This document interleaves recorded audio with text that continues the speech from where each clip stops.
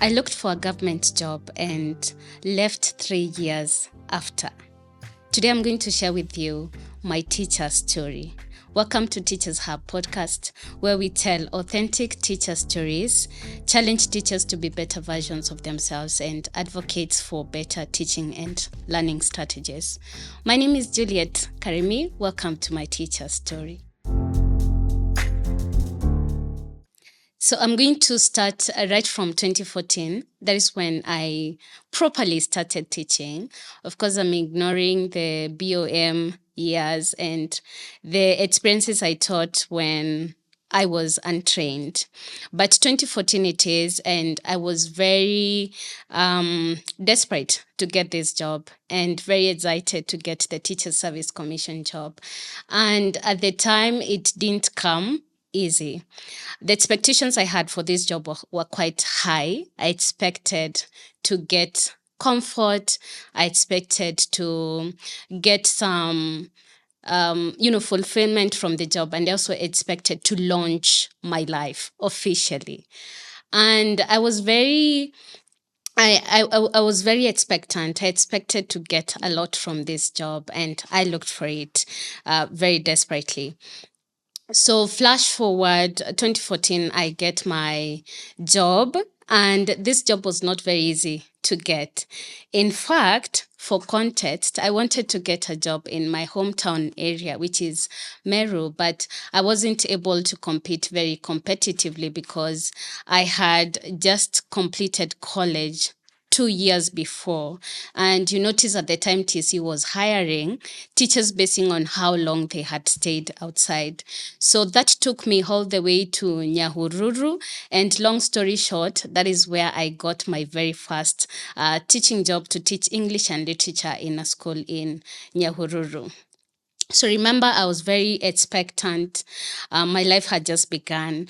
But no sooner did I land on this job than I noticed this is not what exactly I had envisioned it to be.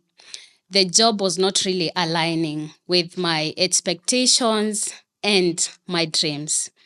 And here is why. So I'm going to talk about reasons that led me to leave the job that I so desperately looked for, reasons as to why I left the comfort of a permanent job that I really looked for.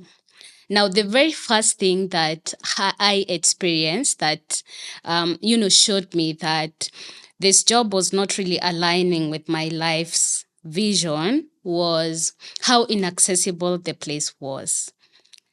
I need you to know that I hadn't gotten an opportunity to visit this school before I got employed because the interviews were done in town. So I only had the experience of getting interviewed and getting the job in Nyahururu town. So I thought the school was accessible. I thought I'd be able to go to town anytime I wanted to go to town.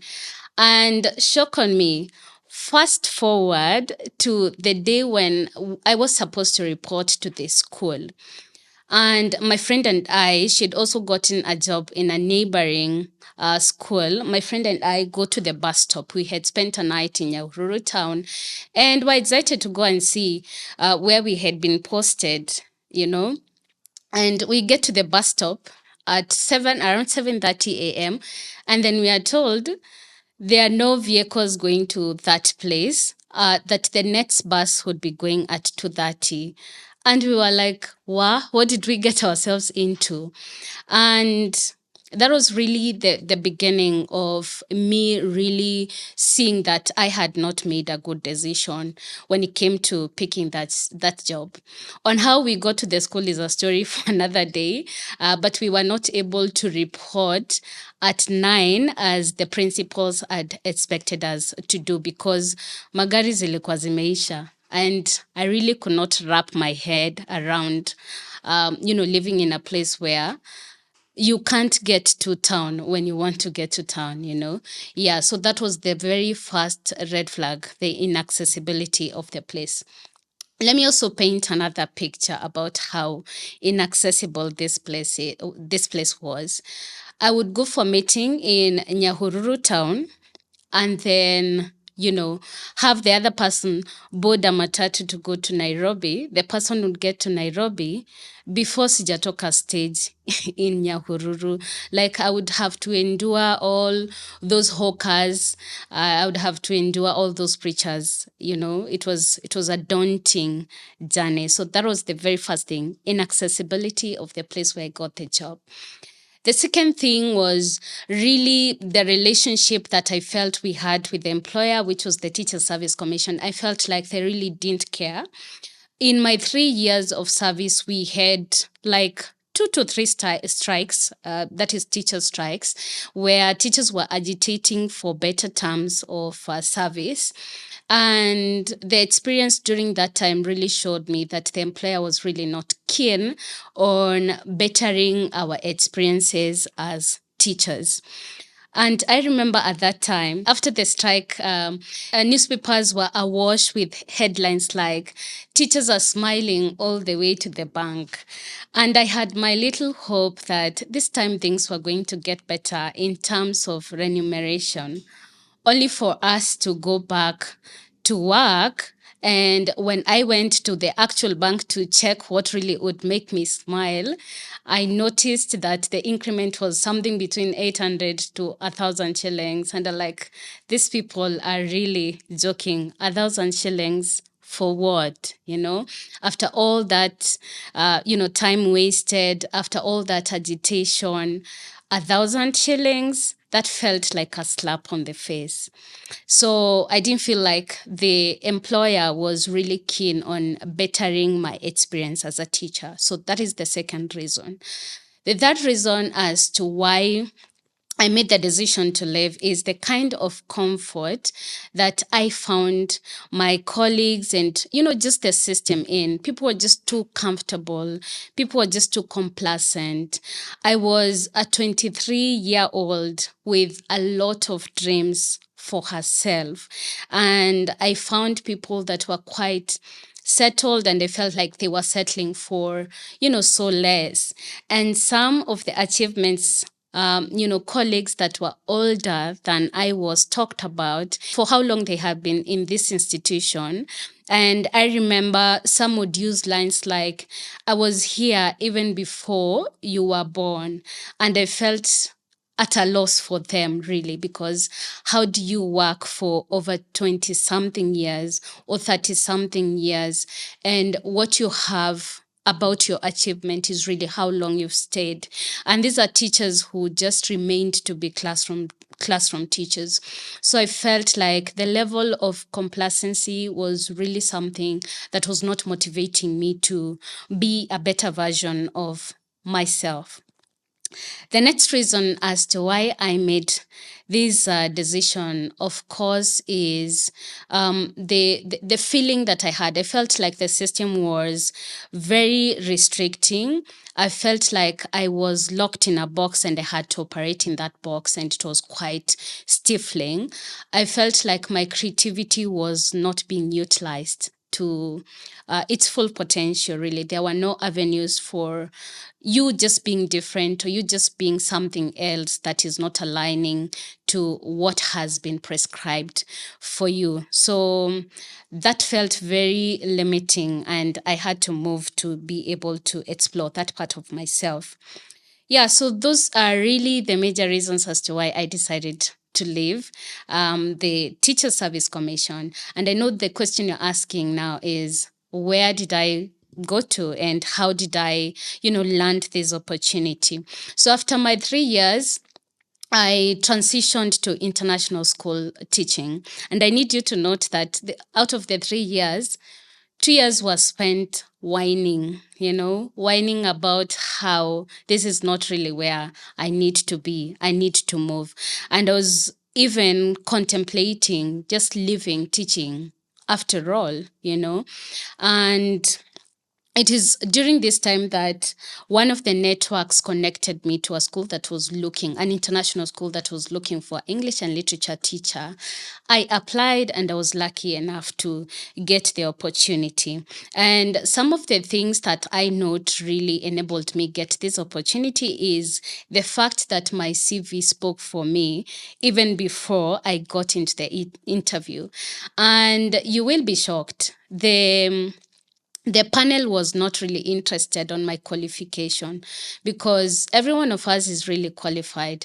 They were really interested on something that set me apart. And you won't believe it. The thing that set me apart is that in my CV, I had indicated that I acted for some traveling theater, and they thought I can bring these skills to help their students in the skits that they do for entertainment purposes.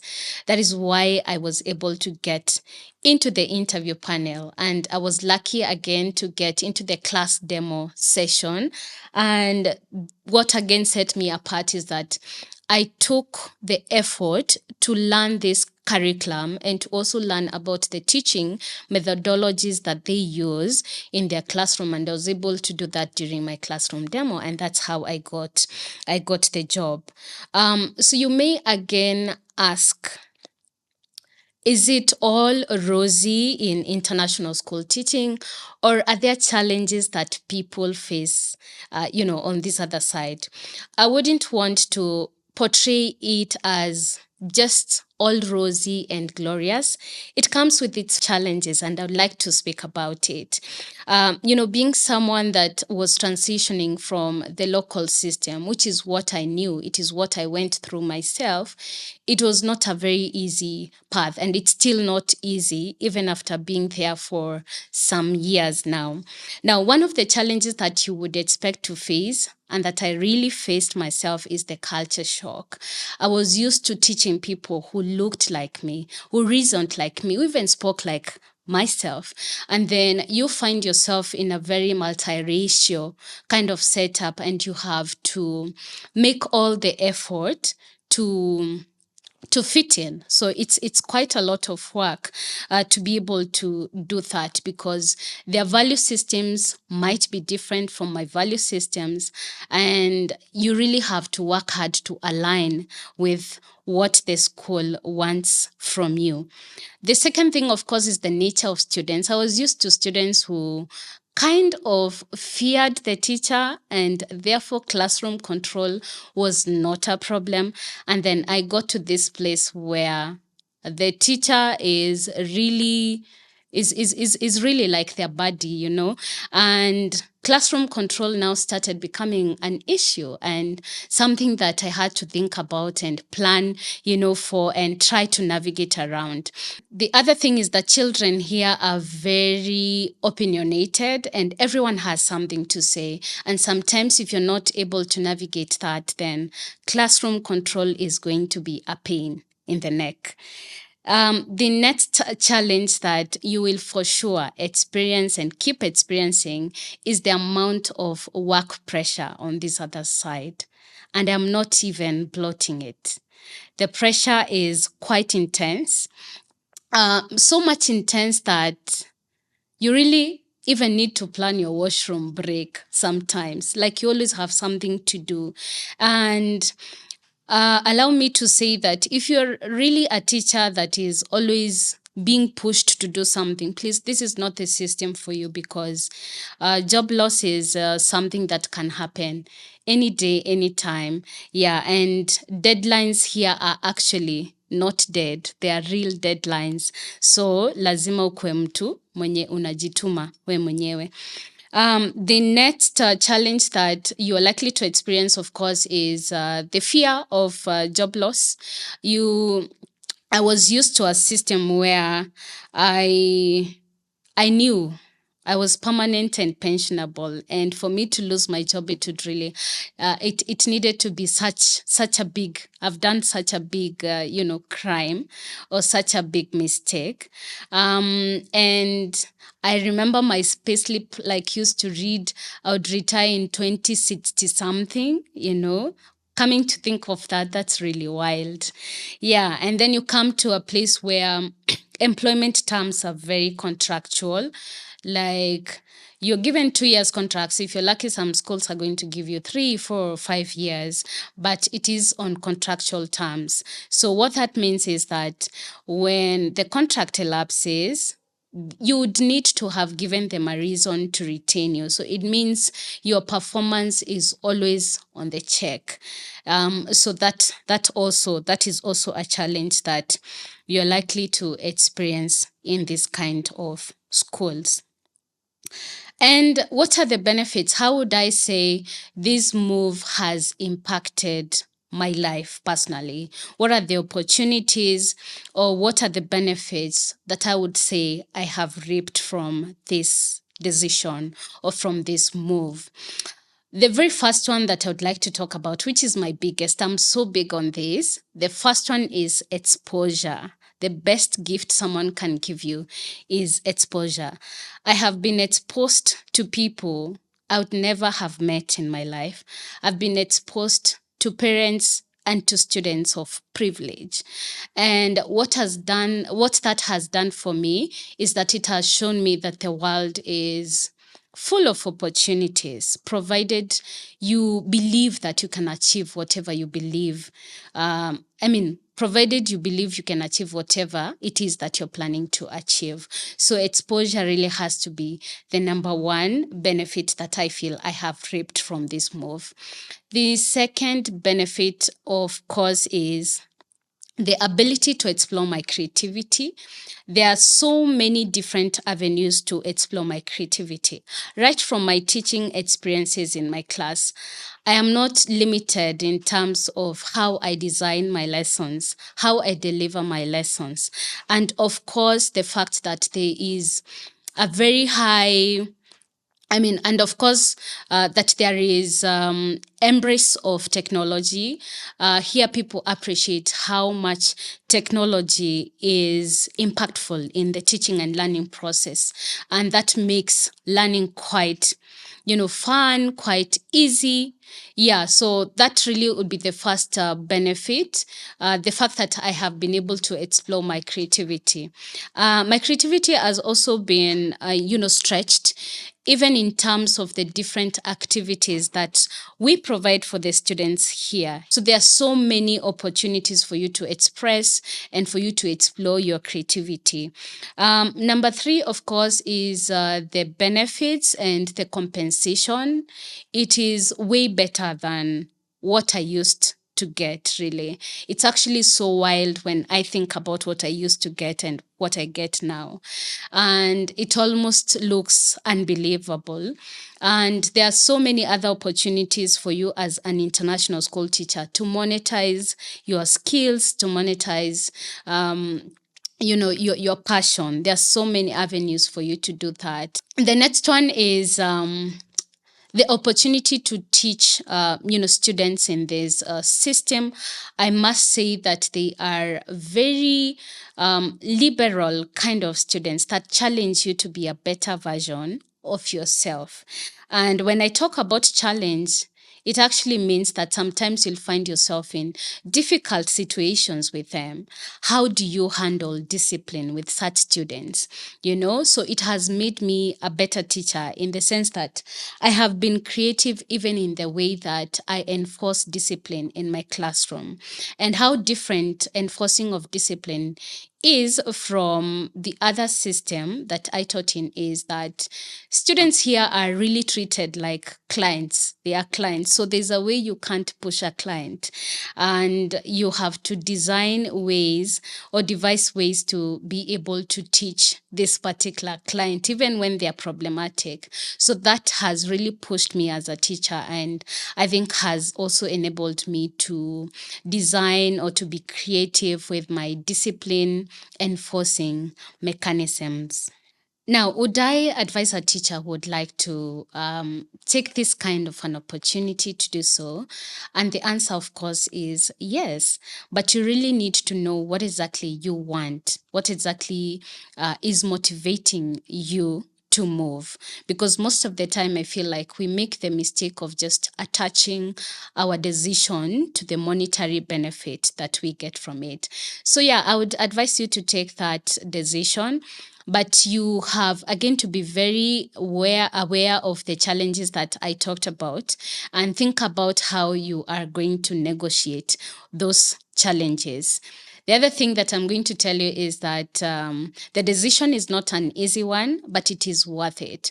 But again, you also need to understand yourself. I said, if you're a teacher that is going to be expecting that people are going to be pushing you, reminding you of a deadline that is upcoming, then this place might really feel problematic for you, because no one is going to remind you about deadlines. No one is going to remind you about the role of a teacher, and no one is really going to be there to push you. And when it happens that you're someone who is pushed to do the work, then there is the danger of losing your job. And I wouldn't want to advise anyone to leave a permanent and pensionable job to come and risk everything and then get sacked. So you have to understand yourself. If you're someone that can deliver, if you're someone that can really, negotiate the challenges as easily as possible, then it's a beautiful place to be in. So if you would wish to join this kind of system, then I would say brace yourself for the challenges, but the opportunities and the benefits are way better. They're worth every challenge that you go through. Thank you so much for listening to this podcast. My name is Juliet. I hope to see you on the next one.